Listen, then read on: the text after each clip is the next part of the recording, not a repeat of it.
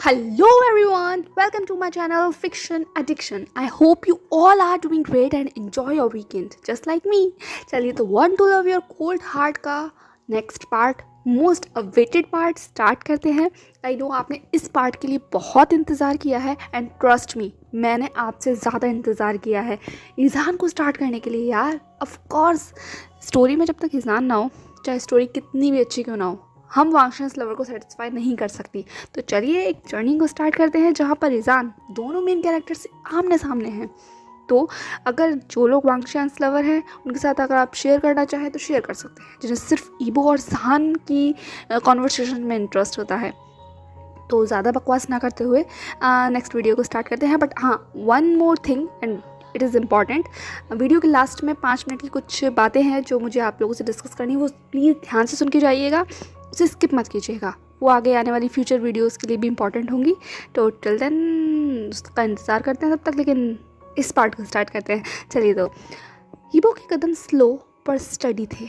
Golden dark ओप्स sharp, intense और fix थी। फिक्स उस पर्सन पर जो उसके सामने कुछ ही कदमों की दूरी पर खड़ा हुआ था। अपनी कोल्ड आइज से वो जहान के फेस को और उसके नॉट सो के बॉडी मूवमेंट्स को एग्जामिन करने लगता है। क्या ये ड्रंक है? उसने खुद से ही क्वेश्चन पूछा। जहान का वो ग्लोई पेल वाइट फेस, उसकी tinted cheeks, thin lips, sparkling shimmery glassy eyes, messy bun, not so sweaty body washroom की डिम लाइट में भी ट्रेमेंडसली शाइन कर रही थी। किसी को पढ़ना ईबो के लिए कभी मुश्किल नहीं था, पर इस वक्त जो शख्स उसके सामने खड़ा हुआ था वो उसके लिए कम्प्लीटली अनरीडेबल था, बिल्कुल एक पजल की तरह। जहान के पेल और स्वेटी फेस को देखकर ईबो की फिस्ट क्लेंच हो चुकी थी, क्योंकि ये वो जहान नहीं था जिससे अभी अभी कुछ देर पहले ईबो ने मुलाकात की थी। वो सेविज, इंटेंस और smart person, fun loving person, जो अभी कुछ देर पहले एक मुस्कुराहट से सबको खुश रखने की हिम्मत रखता था, कैप्चर करने की हिम्मत रखता था, ये वो जहान नहीं था। ये तो कंप्लीट मेस था। ईबो अगर एक वर्ड में डिफाइन करे तो इस वक्त जहान उसे मेस ही लग रहा था। वो जहान के कुछ बोलने का इंतज़ार कर रहा था, बट जहान सिर्फ उसे डम्फाउंडेडली देख रहा था। फियर था, हेजिटेट था, नर्वस था, इसके साथ साथ उसकी आंखों में कन्फ्यूजन था ईबो को देखकर। जहान एंड ईबो चलते चलते कब एक दूसरे के सामने आ गए उन्हें खुद भी एहसास नहीं हुआ। जहान का अलर्ट माइंड जैसे ईबो की कैप्टिवेटिंग पर्सनैलिटी में कहीं खो गया था। जहान ने अपनी लाइफ में, पूरी लाइफ में इतना खूबसूरत, इतना चार्मिंग पर्सनैलिटी कभी नहीं देखी थी। उसे अपनी आंखों पर बिलीव नहीं हो रहा था कि इतना पावरफुल ऑरा जहान के सामने खड़ा हुआ है। क्या कोई लड़का किसी लड़की की गेज में खो सकता है? इस बात का एहसास जहान को ईबो से मिलने के बाद हुआ, इन कुछ चंद सेकंड्स में। कोल्ड, मेस्मराइजिंग, इंटेंस, कैप्टिवेटिंग, ये कुछ ऐसे शब्द थे जो बार बार जहान के दिमाग में गूंज रहे थे। डार्क टेलर फिटेड सूट ईबो की एक्स्ट्रा ऑर्डिनरी फिजिक पर कम्प्लीटली रैप्ड था, just like his second skin. जहान अपनी डेज में था और ईबो को और ज़्यादा एक्सप्लोर करना था। इससे पहले ही एक मैग्नेटिक वॉइस ने जैसे उसे उसकी इमेजिनेशन भरी दुनिया से बाहर लाकर खड़ा कर दिया। Hey, are you okay? Magnetic, velvety, authoritative voice थी, just like his personality. Jahan ने मन में कहा, फिर अपनी सिग्नेचर स्माइल देते हुए ईबो की तरफ देखा। Yes, I am okay. Liar, Ebo ने अपने मन में कहा। So you believe to pretending? Interesting, Ebo ने कहा। ईबो की आइज शार्प होता देखकर जहान अब थोड़ा अपने लड़खड़ाते और थोड़ा भटकते कदमों के साथ ईबो के करीब पहुंचा, इतना करीब कि उसके चेहरे को और ज़्यादा करीब से और नज़दीक से देख पाए। एक सवाल जहान के जहन ने पूछा, क्या ये सब कुछ रियल है या उसका माइंड कोई गेम प्ले कर रहा है? जैसे तैसे करके उसने अपनी पूरी कॉन्सेंट्रेशन से एक हैवी ब्रीथ लेकर क्वेश्चन पूछा, आर यू रियल? जहान के सवाल पर ईबो ने स्मिट किया। Not in his right mind, उसने अपने मन में बुदबुदाया। क्लब के बाहर से लेकर यहाँ तक ईबो ने जहान के खिलाफ कुछ शब्दों का इस्तेमाल किया था। इन शब्दों की एक प्रॉपर लिस्ट तैयार हो चुकी थी उसके माइंड में, जैसे interesting, savage, too much, liar, pretend, prefer to pretend, and this time not in his right mind. But इससे पहले कि ईबो जहान के सवालों का जवाब दे पाता, उसे फील हुआ कि जहान गिरने वाला है। बिना ईबो के एहसास हुए ईबो की बॉडी ने ऑटोमेटिकली रिएक्ट किया और जहान कब उसकी आर्म्स में आ गया ये उसे खुद भी पता नहीं चला। जहान की हीटेड बॉडी ईबो की कोल्ड बॉडी से टकराई। उसके पास से आने वाली वनीला सेंट काम और सूदिंग थी, पर जो पर्सन इस वक्त ईबो की बाहों में था वो बिल्कुल भी काम और सूद नहीं था। वो उसकी हैवी ब्रीदिंग को अब फील कर सकता था। क्या ये ड्रग्ड है? ईबो ने खुद में क्वेश्चन किया। ईबो की गोल्डन कोल्ड आइज जहान की grey black shimmery glassy eyes में जैसे कहीं खो गई थी। उन टू पेयर ऑफ आइज ने जैसे कहीं एक दूसरे को कैप्चर कर लिया था, बिल्कुल उन्हीं तरह जैसे ईबो और जहान की बॉडी ने एक दूसरे को कैप्चर कर लिया है। कोई शख्स जहां ईबो की परछाई तक को छू नहीं सकता था, वहां आज एक नॉट सो नोन, एक ट्रबल मेकर उसकी आर्म्स में है, उसके इतना करीब कि ईबो उसकी सेंट, उसकी ब्रीथ, उसकी हीट को फील कर सकता है। एक बात ईबो के लिए कंप्लीटली क्लियर थी, इस शख्स के अलावा किसी और शख्स ने अगर ईबो को इतना करीब से कभी छूने की अगर हिम्मत भी की होती तो वह इस वक्त ईबो से बिल्कुल 10 कदम की दूरी पर ज़मीन पर पड़ा हुआ मिलता। एक फिक्स डिस्टेंस के बाहर किसी को ईबो के करीब आने की इजाज़त नहीं थी और ये ईबो के कुछ नॉन वायलेटेड रूल में से एक था। बट ये चीज़ कुछ अलग थी। और अगर हुआन इस वक्त अपने भाई को इस तरीके से देख लेता तो वो ईबो की फ़ोटो खींचते खींचते अपने फ़ोन की पूरी गैलरी भरने के बावजूद भी सेटिस्फाई नहीं होता, क्योंकि उसे अपनी आंखों पर यकीन ही नहीं होता कि ईबो ऐसा भी कुछ कर सकता है। उसका भाई किसी और इंसान को अपनी बाहों में लेकर इतनी इंटेंसली देख सकता है। ये कम्प्लीटली अनबिलीवेबल था हर उस शख्स के लिए जो ईबो को पहचानता था, क्योंकि ईबो ने कभी भी किसी को खुद को छूने की इजाज़त नहीं दी थी। पूरे चाइना का कोल्ड प्रिंस, एक ग्लेशियर, उसे ऐसे ही नहीं कहा जा सकता। बट ईबो की उस इंटेंस केस को जहान की क्वेश्चनिंग वॉइस ने तोड़ दिया। Are you real? जहान ने पूछा। वो ईबो के फेस के बहुत करीब था, बहुत ज़्यादा। जहान की आइज़ को देखकर कंप्लीटली कहा जा सकता था कि वो वाकई कन्फ्यूजन में है। उसे यकीन नहीं हो रहा है कि वो जो देख रहा है वो रियल है या नहीं। जहान को ऐसा सवाल पूछते देख ईबो ने भी कहा, तुम्हें क्या लगता है? ईबो की गेज़ जहान की गेज़ के ऊपर थी। दोनों एक दूसरे को स्टेयर कर रहे थे। ईबो ने अपने बिग हैंड से जहान की वेस्ट को सिक्योरली होल्ड किया हुआ था। जहान का लगभग आधे से ज़्यादा वेट इस वक्त ईबो के ऊपर था। जहान ने विदाउट ब्लिंकिंग ईबो की आंखों में देखते हुए कहा, इमेजिनेशन। ये कहते हुए वो ईबो को छूना चाहता था, जैसे खुद को यकीन दिलाना चाहता हो कि उसका माइंड उसके साथ कोई प्ले नहीं कर रहा है। बट इससे पहले कि जहान की वो थिन कोल्ड फिंगर्स ईबो को फेस को छू पाती, ईबो ने उसके हाथ को पकड़ लिया। जहान का सवाल और जवाब सुनने के बाद ईबो ने अपनी ब्रोज को रेस कर लिया और अपने मन में दोहराया, इमेजिनेशन, जैसे कि वो पूछना चाहता हो कि आखिर इस वर्ड का मतलब क्या है। ईबो को अपनी लाइफ में अनकाउंटेबल कॉम्प्लीमेंट्स मिले थे, बट ये कॉम्प्लीमेंट कम्प्लीटली डिफरेंट था। उतना ही डिफरेंट जितना ये शख्स था जो इस वक्त उसकी बाहों में है, ये सिचुएशन जो उसके सामने है, और खुद ईबो जो अपनी स्वभाव से बिल्कुल ही ऑपोजिट, बिल्कुल ही अलग बिहेव कर रहा है।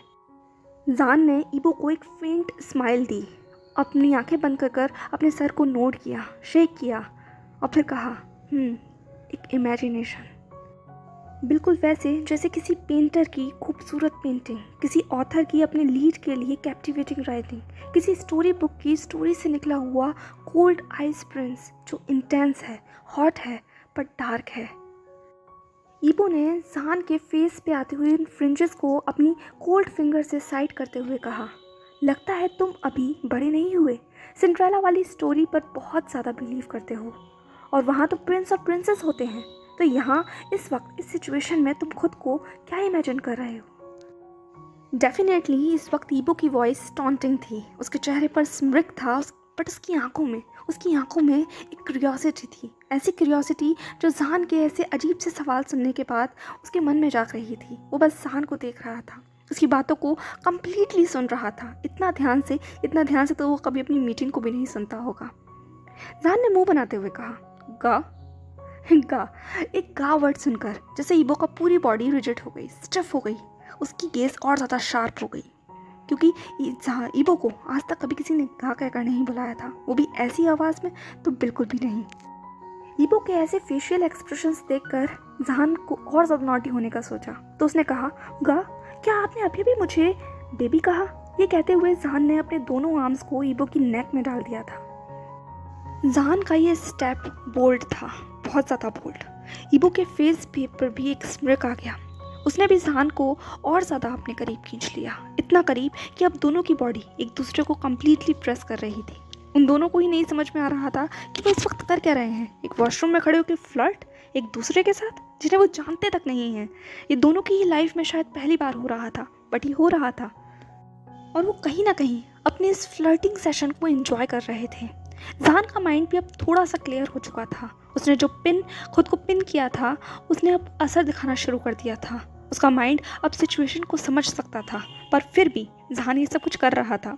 क्यों कर रहा था पता नहीं, बट वो एंजॉय कर रहा था अपने सामने खड़े हुए इतने खूबसूरत शख्स को। जहान ऐसे तो नहीं जाने दे सकता था। ये बात अलग थी कि ये जो चीज़ जहान कर रहा था ये उसके कैरेक्टर से बिल्कुल अलग थी। इतना ज़्यादा ओपन, इतना ज़्यादा फ्लर्टी तो वो कभी जियांग के साथ भी नहीं हुआ, बट वो इस पर्सन के साथ होना चाहता था। ईबो का फेस जिस तरीके से कोल्डली बट इंटेंसली जहान को देख रहा था, ये कुछ बटरफ्लाई जहान के स्टमक में रेस कर रहा था और जहान इसे एंजॉय करना चाहता था। बेबी तो नहीं, बट तुम एक चाइल्डिश सिली पर्सन ज़रूर हो, ईबो ने कहा। उसने हल्का सा जहान के सर पर नोट किया ये कहते हुए। ईबो के इस स्टेटमेंट पर जहान ने अपनी बनी स्माइल देते हुए साय किया और फिर अपना सर ईबो के ब्रॉड स्ट्रॉन्ग शोल्डर के ऊपर रख लिया और लगभग उसके कान में विस्पर करते हुए कहा, जो गा कहें। ये कहते हुए जहान की ब्रीथ ईबो की सेंसिटिव ईयर्स पर, उसकी स्किन पर, उसकी नेक पर फील हो रही थी, जिसने उसकी बॉडी के अंदर एक ऐसी सेंसेशन दौड़ा दी कि ईबो का माइंड पूरी तरीके से अलर्ट हो गया। उसके माइंड ने उसको इंस्ट्रक्ट किया, critical situation is out of control, but Ebo ने अपने इस अलर्ट टोन को कम्प्लीटली इग्नोर कर दिया। फिर जहान ने अपना सर ईबो के कंधे पर से उठाकर उसकी आंखों में घूर कर देखते हुए कहा, चाहे सिंड्रेला की स्टोरी कितनी भी इमेजिनेशन भरी क्यों ना हो, बट एक इमेजिनेशन हर किसी के मन में होती है अपने प्रिंस को लेकर। हर इंसान अपने प्रिंस से मिलना चाहता है और अगर मिल गया है तो उसे अपना बनाना चाहता है। ये कहते हुए उसने अब ईबो के कंधों पर अपने दोनों हाथों को रख लिया था और उसके शोल्डर को कम्प्लीटली और स्ट्रांगली होल्ड कर लिया था। ये ठीक था कि जहान का माइंड अब थोड़ा सा क्लियर हो गया था, बट उसकी बॉडी अभी भी बहुत वीक थी और अजीब महसूस कर रही थी, जेली जैसा। इसीलिए उसने ईबो को स्ट्रांगली होल्ड कर रखा था ताकि वो गिर ना जाए। तुम्हारी स्टोरी के अकॉर्डिंग हर कोई अपने प्रिंस को पाना चाहता है, उसे अपना बनाना चाहता है, तो तुम इस वक्त क्या खुद को प्रिंसेस समझ रहे हो? ये कहते हुए ईबो ने जहान की तरफ देखा, लगभग उसे स्मृत करते हुए देखा। नहीं, बिल्कुल नहीं, मैं खुद को कोई प्रिंसेस नहीं समझ रहा, बल्कि एक प्रिंस समझ रहा हूँ, जहान ने एक फ्लर्टी स्माइल देते हुए कहा। यह सुनकर ईबो की पकड़ जहान पर और ज़्यादा स्ट्रांग हो गई। जहान का ये कॉम्प्लीमेंट ईबो को बिल्कुल भी पसंद नहीं आया था।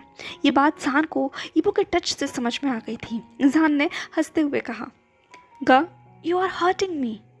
जहान की आवाज़ सुनकर ईबो को रियलाइज़ हुआ कि उसने वाकई जहान को कितना टाइटली होल्ड कर लिया है। उसने अपनी पकड़ को ढीला किया, बट उसने जहान को छोड़ा नहीं। जहान ने अपनी बात को कंटिन्यू करते हुए कहा, आई एम प्रिंस का, but it doesn't mean you are princess. And most important thing, it doesn't matter why don't we become prince for each other. Jahan ने पूछा। जहान का यह स्टेटमेंट सुनकर अचानक ईबो के फेस पर एक टॉन्टिंग स्माइल आ गई। उसने अपनी डीप वॉइस में कहा, तो तुम वॉशरूम में अपने प्रिंस को ढूंढ रहे हो और एक ऐसे स्ट्रेंजर से फ्लर्ट कर रहे हो जिसे तुम अभी तक जानते भी नहीं। क्या जानते हो? ईबो की ब्रोज रेज थी। एक सवाल भी था, टॉन्ट भी था, एक स्टेटमेंट भी था, लगभग सब कुछ था। ईबो का ये जवाब सुनकर जहान के चेहरे पर जो फ्लर्टी स्माइल थी वो अचानक से कोल्ड स्माइल में चेंज हो जाती है। कम ऑन गा, बी प्रैक्टिकल। इस डिम लाइट में आधे बेहोश लोगों के बीच में आप अपना सोलमेट तो डेफिनेटली नहीं ढूंढ सकते। हाँ, बट वन नाइट स्टैंड जैसा कुछ वर्ड मैंने यहाँ सुना था, तो उसके हिसाब से किसी को अपना प्रिंस और प्रिंसेस तो बना ही सकते हैं वन नाइट के लिए।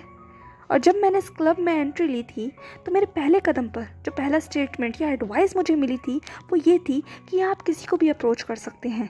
यहाँ आपको किसी को अप्रोच करने के लिए उन्हें जानने की ज़रूरत नहीं होती, फिर आप उन्हें प्रिंस, प्रिंसेस कुछ भी कहकर बुला सकते हैं, क्योंकि वो आपके सोलमेट, लाइफ पार्टनर तो डेफिनेटली नहीं है। क्या फ़र्क पड़ता है? ये सुनकर ईबो का फेस कोल्ड हो गया था। उसे वो इंसिडेंट याद आ गया कि जब जहान ने क्लब के अंदर एंट्री ली थी और वो किसी स्ट्रेंजर से बात कर रहा था। तब कुछ यही वर्ड्स थे जो ईबो ने सुने थे। ईबो ने अपनी ब्रोज को रेस करते हुए जहान से क्वेश्चनिंग लुक में पूछा, तो तुम यहाँ इस वॉशरूम में खड़े होकर उस एडवाइस को अप्लाई करते हुए मुझे अप्रोच करने के बारे में सोच रहे हो वन नाइट के लिए? ईबो ने पूछा। उसकी आइज शार्प थी। इस क्वेश्चन का आंसर जानने के लिए वो जितना ज़्यादा ईगर था उतना ज़्यादा क्यूरियस भी था। लेकिन इससे पहले कि जहान कुछ कह पाता, एक आवाज़ ने उन दोनों का ही ध्यान तोड़ दिया। ये वॉशरूम के गेट खुलने की आवाज़ थी जो कि कुन ने खुला था। जहान ने गेट की तरफ देखा। अब उसका फेस कम्प्लीटली चेंज हो गया था। पीपल्स श्रिंक हो गई थी, गेज शार्प हो गई थी और फेस कम्प्लीटली कोल्ड था। उसने स्मिर्क करते हुए अपने मन में कहा, तो मुझे ड्रग देने वाले तुम थे।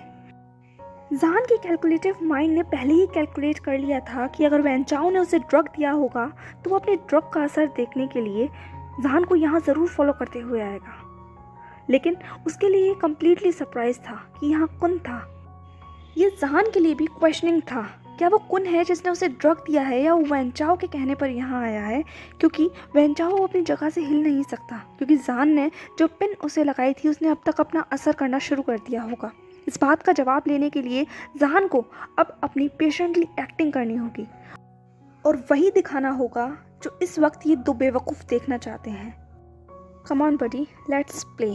अगर ये तुम हो जिसने मुझे ड्रग दिया है तो आई स्वेयर आज के बाद तुम किसी को ड्रग देने लायक नहीं रहोगे। जान ने अपने मन में कहा। अब यहाँ से थोड़ा सा कुन का पर्सपेक्टिव जानते हैं कि आखिर कुन यहाँ तक पहुँचा कैसे और वेंचाओ को क्या हुआ। उसी सीन पर चलते हैं जब जान ने टेबल छोड़ा था और वेंचाओ और कुन आपस में लड़ रहे थे। वेंचाओ ने कुन की तरफ देखते हुए कहा, तुमने मुझे आखिर दिया क्या है। वेंचाओ की बॉडी धीरे धीरे नम हो रही थी। उसके हाथ पैर उसे बहुत ज़्यादा भारी महसूस हो रहे थे, इतने भारी कि वो उन्हें अब मूव भी नहीं कर सकता था। नशा उसकी आंखों में था।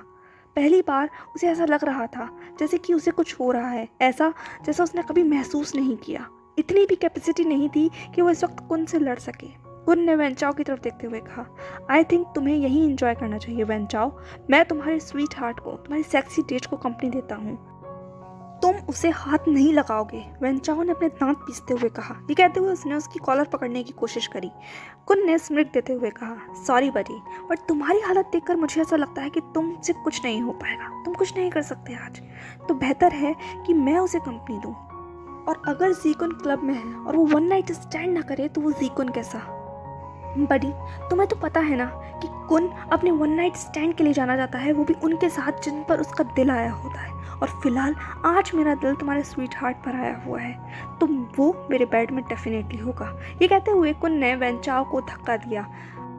ये कहते हुए वो टेबल से आगे बढ़ने लगा, बट इससे पहले कि वो जा पाता वो अपने कदम रोक कर वेंचाओ की तरफ देखकर कहता है, एंड या मेरे परफॉर्मेंस की रिजल्ट तुम्हें कल रात तक मिल जाएगी, क्योंकि आज रात और कल सुबह तक तुम उठने लायक स्थिति में नहीं रहोगे, क्योंकि जो नशा मैंने तुम्हें दिया है वो तुम्हें एक अलग ही जन्नत की सैर कराएगा। तो वेंचाओ, लेट्स एंजॉय योर ट्रिप। ये कहता हुआ अब उसने अपने कदमों की रफ्तार बढ़ा ली।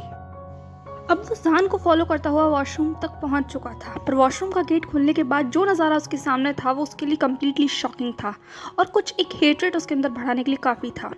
जिस शख्स के लिए उसने इतनी ज़्यादा मेहनत करी वो इस वक्त किसी और के साथ इतना इंटीमेट होकर खड़ा हुआ है, इतना करीब, एक दूसरे की आंखों में जैसे खो ही गए हों। वो अपने तेज़ कदमों को लेता हुआ वहीं पर पहुंचा जहां पर इस वक्त एक अनजान शख्स और जान खड़ा हुआ था, और उसने पीछे से चिल्लाकर कहा, ये यहाँ हो क्या रहा है। ये कहते हुए उसने जान का हाथ पकड़ा और उसे अपनी तरफ खींच लिया। वो ईबो को घूर रहा था। जान की बॉडी ड्रग के कारण थोड़ी सी वीक पहले ही थी, इसीलिए कुन के ऐसे रिफ्लेक्स से वो एक झटके में जाकर कुन के ब्रॉड शोल्डर से जाकर टकराता है। और जो शख्स अभी तक कुन के लिए अनजान था, उसकी शक्ल देखने के बाद कुन भी कम्प्लीटली सरप्राइज था, क्योंकि वो वांग ईबो था, और वांग ईबो को चाइना में कौन नहीं जानता।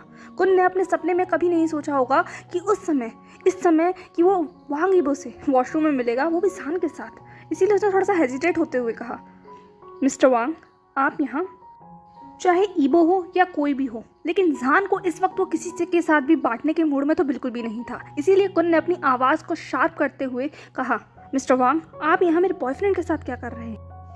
हे एवरीवन, चलिए आज के पार्ट को यहीं ख़त्म करते हैं। बॉयफ्रेंड, ये कुछ ज़्यादा नहीं हो गया?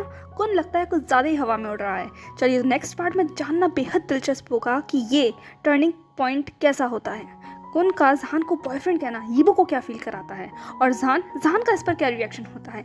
ये सब कुछ सारे क्वेश्चंस को हम जानेंगे नेक्स्ट पार्ट में। और आप मुझे इस वीडियो के कमेंट सेक्शन में ज़रूर बताइएगा कि आपको ये वीडियो कैसी लगी। जान और ईबो की फर्स्ट मीटिंग, एटलीस्ट आप लोगों ने क्या सोचा था, क्या मैं उस पर खरी उतर पाई या नहीं। ये फर्स्ट मीटिंग, ये फर्स्ट जो इनका इंटेरोगेशन था, इनका जो आपस में बात करने का तरीका था, वो आपको कैसा लगा। जो मैं फील कराना चाहती थी, क्या वो आप लोग फील कर पाए? अगर कर पाए हो तो डेफिनेटली प्लीज़ कमेंट सेक्शन में बताइएगा। ये जो मीटिंग थी ये ठीक ठाक थी, अच्छी थी या बहुत अच्छी थी, आप रेट कर सकते हैं।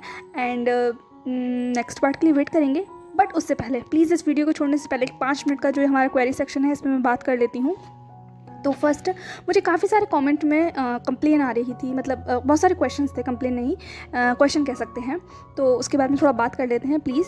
फर्स्ट मेरे व्यूअर्स, जो कुछ व्यूअर्स ने मुझसे कंप्लेन की है कि उन्हें मेरी वॉइस जो बहुत तेज़ लग रही है, उन्हें ऐसा लग रहा है जैसे मैं भाग रही हूँ। तो क्या आप सभी को ऐसा लग रहा है? अगर आप सभी को ऐसा लग रहा है तो प्लीज़ मुझे बताइएगा कमेंट सेक्शन में, तो मैं अपनी वॉइस के ऊपर थोड़ा काम करूँगी और थोड़ा धीरे बोलने की कोशिश करूँगी। वरना जो पीछे की वीडियो है तो उसमें आप प्लीज़ यूट्यूब की जो एक फैसिलिटी होती है जिसमें आप अपनी वीडियो की स्पीड को कम या ज़्यादा कर सकते हैं, तो आप उसका भी इस्तेमाल कर सकते हैं पीछे की वीडियो में, क्योंकि वहाँ तो मैं ठीक नहीं कर सकती। इस वीडियो में मैंने थोड़ा सा अपनी वॉइस को कम करके, मतलब थोड़ा स्लो बोलने की कोशिश करी है। अगर ये पसंद आता है आपको तो वो मुझे बता दीजिएगा। एंड सेकेंड मोस्ट इम्पॉर्टेंट, बहुत सारे लोगों ने ये मुझसे कहा है, मतलब बहुत सारे नहीं लेकिन कुछ लोगों ने मुझसे ऐसा कहा है कि उन्हें स्टोरी समझ नहीं आ रही है, कि मैं स्टोरी कहाँ से शुरू करती हूँ और कहाँ ख़त्म कर देती हूँ, अचानक से सब कुछ चेंज हो जाता है। तो गाइज़, जब हम कोई नॉवल पढ़ते हैं तो उसमें एक प्रोस्पेक्टिव होता है, पॉइंट ऑफ व्यू जिसको बोला जाता है। हर एक कैरेक्टर का अपना एक पॉइंट ऑफ व्यू होता है। जैसे हमारे 2 मेन कैरेक्टर हैं, वांग ईबो एंड शाओजान। जब तक वांग ईबो और शाओजान एक साथ नहीं हैं तो अलग अलग हैं, तो दोनों का सिचुएशन को देखने का नज़रिया अलग अलग हो सकता है।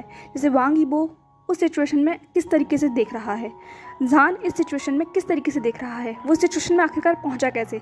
जैसे पार्ट 8 में आप लोग देखिए, पार्ट 8 में जान क्लब तक पहुंचा, तो हमें पता चला ना पार्ट 6 से कि जान क्लब तक कैसे पहुंचा। उसे मैडम यू ने फोर्स किया, उसके साथ ये सब कुछ किया। वेंचाओ ने अपने फादर से बोला था कि उसको जान चाहिए, फिर वेंचाओ के फादर यू चैंग से मिलने आया और यू चैंग ने उसको जान को फोर्स किया क्लब तक आने के लिए। तो ये कनेक्टिविटी बनी ना एक, उसके बाद जान हमारे क्लब में आ गया। अब ये तो जान का प्रोस्पेक्ट था, अब ईबो के बारे में भी तुम्हें पता होना चाहिए ना कि एटलीस्ट ईबो क्लब तक कैसे पहुंचा। तो उसको पता करने के लिए हमें पार्ट 9 सुनना पड़ेगा। हो सकता है मेरी थोड़ी मिस्टेक हो, मैंने मेंशन नहीं किया कि क्या बोलते हैं उसे पार्ट 9 में कि वांग ईबो का प्रोस्पेक्टिव है, तो उसके लिए I am really sorry. But मैं अब यहाँ मेंशन कर देती हूँ और आगे भी मेंशन करती चलूँगी कि किसका प्रोस्पेक्टिव चल रहा है, ठीक है। उसके लिए I am really sorry. And second बात, किसी 1-2 लोगों ने ये कहा कि उन्हें ये नहीं समझ में आता कि वीडियो में अचानक से एक टर्निंग पॉइंट कैसे आ जाता है, वो उन्हें समझ नहीं आ रहा। तो गाइस, कभी कभी क्या होता है, जब हम वीडियो, आप लोग आजकल वेब सीरीज़ देखते होंगे या कोई मूवीज़ देखते होंगे, तो उसमें क्या होता है, कभी कभी जो हमारा हाईलाइटेड पॉइंट होता है उसे व्यूअर्स को पहले दिखा दिया जाता है ताकि व्यूअर्स का इंटरेस्ट बना रहे। जैसे ना कोई अच्छा पॉइंट है तो उस पॉइंट तक पहुँचने के लिए हमारे व्यूअर्स जुड़े रहे हैं हमसे उस पॉइंट के बारे में जानने के लिए। तो ऐसा मैं भी अपनी वीडियो में ऐसा कर रही हूँ कि मैं आगे वाले जो हमारे फ्यूचर पॉइंट्स होते हैं वो मैं पहले ही दिखा देती हूँ, ठीक है। तो ताकि आप लोगों को इंटरेस्ट बना रहे कि अरे हाँ ये हुआ था। जैसे अब जान एंड ईबो की मीटिंग थी, रात के टाइम उन्होंने जो भी नाइट स्पेंड की अपनी, उसके बारे में मैंने शायद 4th पार्ट में या 5th पार्ट में, आई डोंट थिंक, मुझे याद नहीं है, शायद मैंने 4th पार्ट में बता दिया था कि जान एंड ईबो ने साथ में नाइट स्पेंड की। तो उस नाइट को स्पेंड करने के लिए आपके माइंड में हाँ एक व्यू है कि वो नाइट तक पहुंचना है, तो उस नाइट तक पहुंचने के लिए हमें पीछे जाना पड़ेगा। तो पीछे के लिए मैंने अब वीडियोस बना दी। तो ये थोड़ा सा इंटरेस्टिंग मुझे ऐसा लगता है, ऐसा होना चाहिए। जैसे जान की डार्क साइड दिखाना। अब मैंने एक पार्ट में जान को बहुत ज़्यादा वीक दिखा दिया था, तो उसमें आप लोगों ने मुझसे कंप्लेन की थी कि मैं जान को इतना वीक क्यों दिखा रही हूँ। तो एक्चुअली गाइस, जान वीक नहीं है। फर्स्ट ऑफ ऑल मैं आपको क्लियर कर देती हूँ, यहाँ पर जान बिल्कुल भी वीक नहीं है। हाँ, बट वो अपना वीक साइड शो करता है, तो उसके लिए एक वजह है, वो आगे आने वाले टाइम में, आने वाले एपिसोड्स में अनफोल्ड हो जाएगी। तब तक के लिए आपको वेट करना पड़ेगा प्लीज़। जैसा हम ज़्यादा नहीं बताऊंगी, नहीं तो हमारा इंटरेस्ट कम्प्लीट ख़त्म हो जाएगा, मतलब मैं क्यूरियोसिटी को किल नहीं करना चाहती। तो बस इतना मैं आपको क्लियर कर देती हूँ। एंड उन सभी लोगों के लिए ये जवाब है जो लोग मुझसे पूछ रहे हैं कि इस फैन फिक्शन का लिंक कहाँ है। तो I am really sorry guys, ये फैन फिक्शन का लिंक अभी आपको नहीं मिलेगा, क्योंकि मैंने अभी इसे किसी भी रिटन प्लेटफॉर्म पर राइट नहीं किया है। लेकिन इन फ्यूचर मैं डेफिनेटली इसको राइट कर किसी न किसी रिटन प्लेटफॉर्म के ऊपर अपडेट कर दूँगी। मैं थोड़ी आलसी हूँ मुझे थोड़ा आलस आ जाता है यार लिखने में अभी। लेकिन हाँ, मेरे फ्यूचर व्यूअर्स को मिल सकता है अगर मैंने अपना आलस साइड कर दिया होगा तो डिस्क्रिप्शन बॉक्स में लिंक, ठीक है। तो अभी के लिए आई एम रियली सॉरी, अभी कोई इसका रिटन अपडेटेड लिंक नहीं है। ये मेरा खुद का नावल है और मैं इसे डेली लिखती हूँ, डेली अपडेट करती हूँ चैप्टर को, तभी आप लोगों के सामने वो वीडियो आ पाता है। तो जैसे कि मैंने आपको क्लियर कर दिया, अब ये वाला पॉइंट भी क्लियर कर दिया। और कोई क्वेरी शायद मैं भूल गई हूँ तो मुझे बता देना कमेंट सेक्शन में, फिर मैं उसे आगे क्लियर कर दूँगी। बाकी अगर आप लोग कुछ भी पूछना चाहें, कुछ भी कहना चाहें, तो मेरे कमेंट सेक्शन खुला हुआ है। इस चैप्टर से रिलेटेड आप मुझसे पूछ सकते हैं। टिल देन बस शायद सब कुछ टाइप हो गया और मैंने आपका बहुत सारा टाइम ले लिया। और जो लोग यहाँ तक रुके हैं उन सभी को बहुत बड़ा वाला थैंक यू। और जिन्होंने भी सब्सक्राइब नहीं किया प्लीज़ गाइस सब्सक्राइब कर दो, प्लीज़ कर दो यार प्लीज़।